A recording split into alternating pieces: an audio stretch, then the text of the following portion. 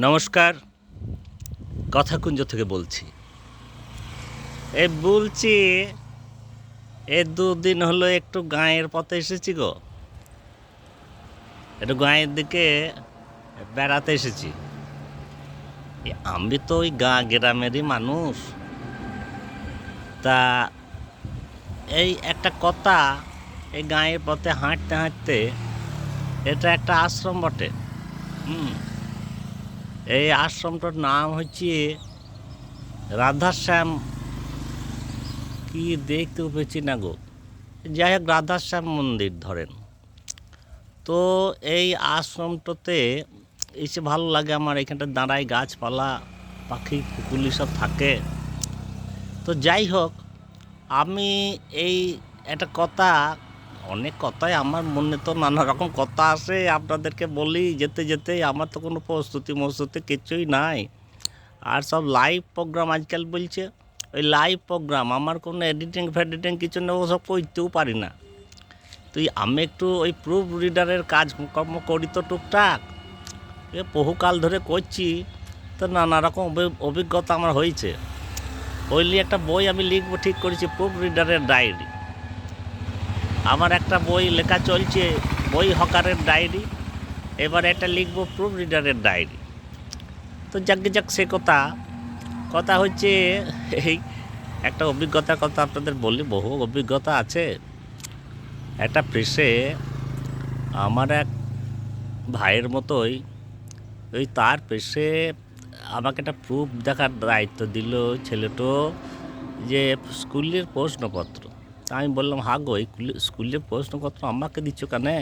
ওসব তো মাস্টারদের দেখার কথা। আর আমি একটা মানে অল্প শিক্ষিত মানুষ, তেমন কিছু জানে না, বুদ্ধি কম। আমাকে দিয়ে এইসব স্কুলের প্রশ্নপত্র আমাকে করছো কেন? তো মাস্টারমশাইরা বলছি যে আমরা দেখতে পারবো না, আপনারাই দেখে দিন। তো যাক। তো কী বলবো, দুঃখের কথা আপনাদের। এই বাস চলে গেল। হ্যাঁ, এই শব্দ একটু মাঝে মাঝে হবে। তো যাই হোক, এই দিয়ে সেই মাস্টারটো, সে আবার সই করেছে MA PhD। মাস্টার বলা অন্যায় হয়ে যাবে, মার্জনা করবেন মাস্টার মহাশয় বলাই উচিত। কিন্তু কাজ কারবার দিকে তো মহাশয় বলতে কেমন একটা লাগছে, তাও বলছি। হ্যাঁ, তো সেই মাস্টার মহাশয় লিখেছেন, এ প্রশ্ন করেছেন, সেই ওই ভুল তো খুবই হয় গো।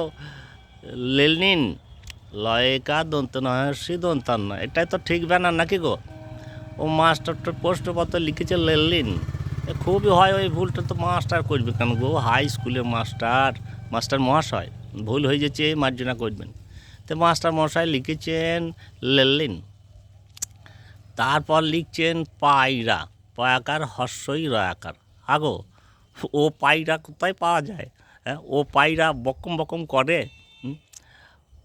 পয়াকার হর্ষই রয়াকার লিখেছেন মাস্টার মহাশয়। তো একাধিক জায়গায় লিখেছেন, একবার লিখলে নয়, ধরতাম যে কিছু কারণে ভুল হয়ে গেছে লিখতে গিয়ে, এই তাব নয়। ও একাধিক জায়গায় অমনি করে লেলিনও লিখেছেন। হ্যাঁ, তো এসব দেখে শুনে তো মাথা খারাপ হয়ে গেছে। হ্যাঁ, তারপরে ভুল ঠিক করার ব্যাপার থাকে, সেই ভুলটা উনি হাতের লেখায় লিখছেন ভয় দীর্ঘুল অভুল। কী কাণ্ড বলেন দেখি, হাসবো না কাঁদবো? হাগো। তারপরে ধরেন ওই স্কুলের আবার হেডমাস্টার, আমার পাশের যে ছেলেটা কম্পোজ করছে, সেও আমার ছোট ভাইয়ের মতো, খুব ভালো ছেলে। সে যা জানে আর কি বলবো, মানে বলতে খারাপ লাগে। মাস্টার মহাশয় বোধহয় কেন তো জানেন না দেখছি।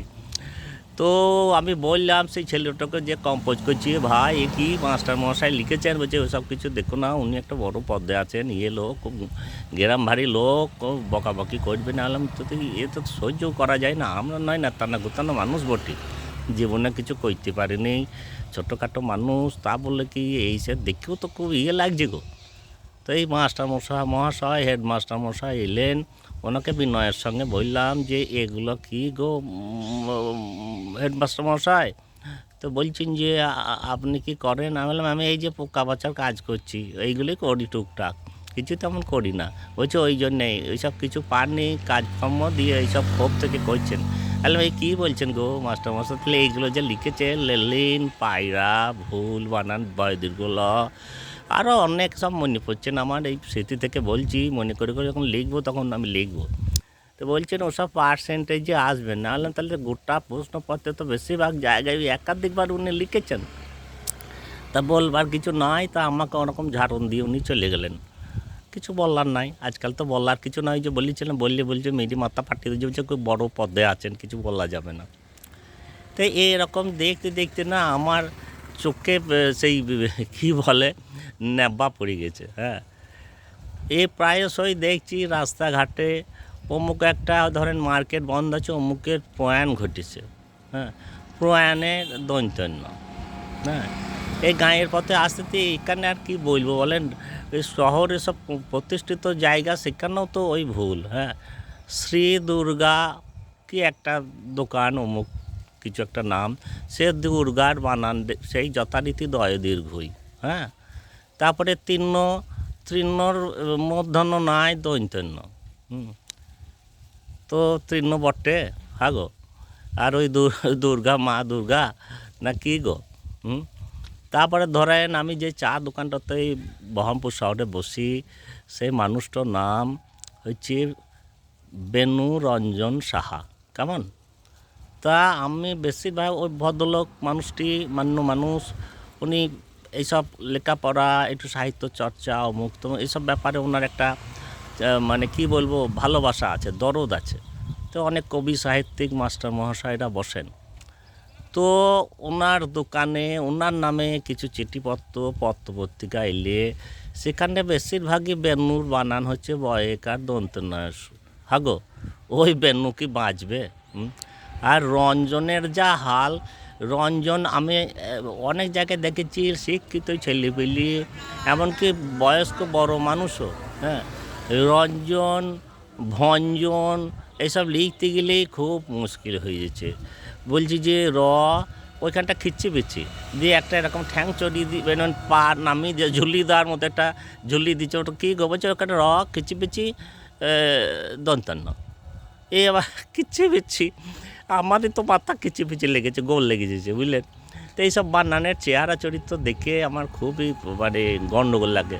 সেদিন একটা দোকানে দেখলাম যে ওই অমুক স্টেশনাস, তা লিখেছে স্টেশনাস মানে সর্বনাশ।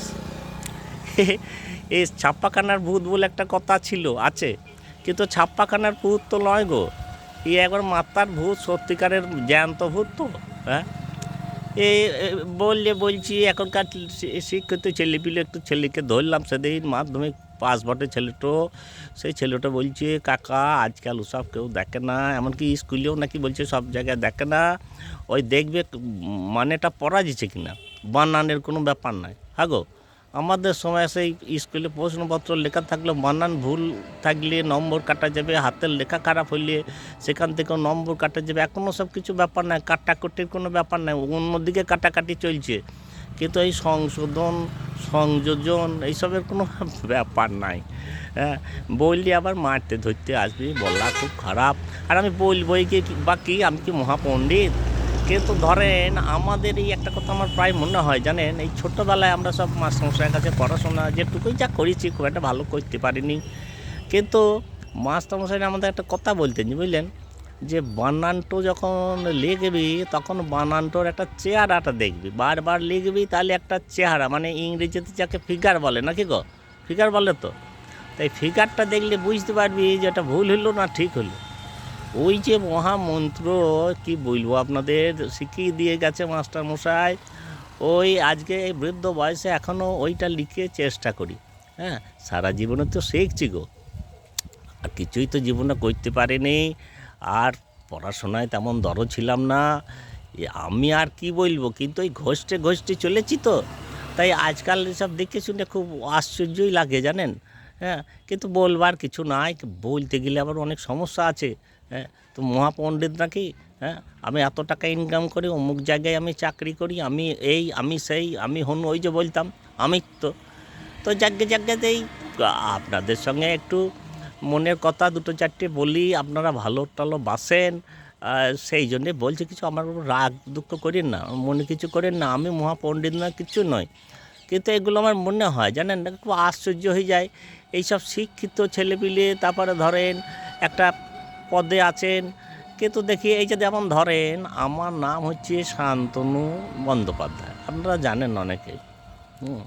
তা এই অধমের নাম লিখতে কঠিন অবস্থা হয়ে যায়। এই কি এক কবি সে আবার, সে আমাকে একটা বই উপহার দিচ্ছে শান্তনু দাকে। তা সে দা দূরে চলে গেছে, না দা না কাশতে, সে তো একসঙ্গে হলোই না।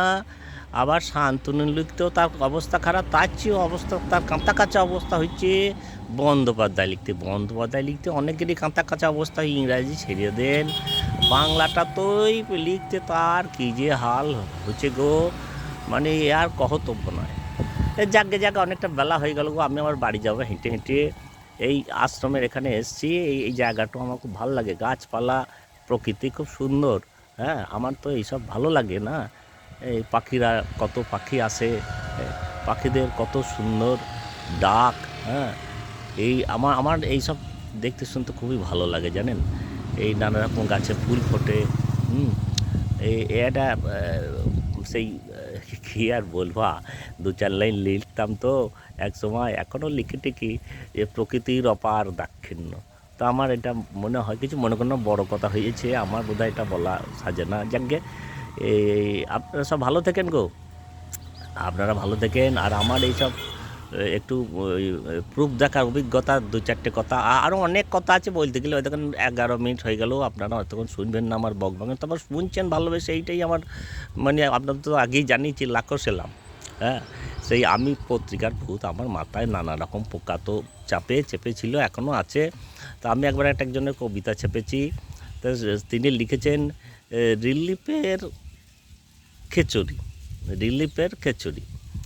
তো ছেপে বেরোলো রিফিলের খিচুড়ি। কি খেটকাল বলেন দেখি, রিফিলের খিচুড়ি। তা কে ভুল করলো তা জানি না, এই ছাপাখানার ভূত তো কিনা জানি না, এইসব নানা রকম ভূত টুত আছে, কিন্তু এ জ্যান্ত ভূত গো। তাই আমার মনে হয় একটু দেখে শুনে লিখলে দেখতেও ভালো লাগে, আর নাহলে কেমন একটা চোখে কষ্ট হয়, মনে হয় যেন একটা চোখে যেন আরাম পেলাম না এই ভুল ভাল দেখে শুনে। যাকে আপনারা কিছু মনে করেন না গো, আজকের কথা কুঞ্জ এখানে শেষ করব। আপনারা সকলে ভালো থাকবেন, আপনাদের মঙ্গল হোক। আর আপনারা তো নিয়মিত কথাকুঞ্জ শুনছেন, মূল্যবান মতামত দিচ্ছেন, আমার খুবই আহ্লাদ হচ্ছে, ভালো লাগছে। যেন আমার মতো একটা খুবই সাধারণ ছোটোখাটো মানুষের যে কথাবার্তা আপনারা বকবকানি মন দিয়ে শোনেন, মূল্যবান মতামত দেন, লাইক শেয়ার কমেন্ট করেন, ভালো লাগলে এটা খুবই ভালো লাগে জানেন। আর সাবস্ক্রাইব করার ব্যাপার তো আপনাদের কিছু বলবার নাই, আপনারা জানেন সাবস্ক্রাইব করতে কোনো পয়সা কড়ি লাগে না, একটু ভালোবাসা স্পর্শ লাগে। আবার একটু বড়ো কথা হয়ে গেল, আমার লাগে জানেন তো, আমি একটা সামান্য ছোটোখাটো মানুষ, বড় কথা বলাটা ঠিক নয়। যাক আপনারা ভালো দেখেন। আজকের কথা খুঁজছে তাহলে এখানে শেষ করছি। আজকে গায়ের পথে এসেছি বর্ধমান জেলায়, জানেন তো আমার খুব ভালো লাগে এইসব গ্রামের মানুষ, একটু প্রকৃতির মধ্যে ঘুরে বেড়া, সহজ সরল মানুষ, তাদের সঙ্গে কথা বলি, মানে কী বলবো, এত ভালো লাগে জানেন। এই কিছুক্ষণ আগে একটা চায়ের দোকানে চা খেলাম, সে কাকাটো এত ভালো, অনেক দিন পর আসি তো, এক ভাঁড় চা দিয়ে, আমি তো এক ভাঁড় চাই বলেছি, অর্ডার করেছি, তো আমি উঠে যাচ্ছি, বলছে উঠছেন কেন, আর একটু আছে খান। আমি বললাম যে না আর খাবো না, বলছে না খান। যে সে আরও আর এক ভাঁড়ই দিলেন, পয়সা নিলেন এক ভাঁড়ের। মানে এসব তো শহরের বাজারে পাওয়া যায় না, ফ্রিতে তো আমরা চাই না কিছু, উনি কষ্ট করে বানিয়েছেন, ওনার ওটা জীবিকা। আমি বললাম কাকা আর একটার দাম, বলছে না গো না, কতদিন পর এলেন, একটু চা খাবেন, তাতে কী আছে।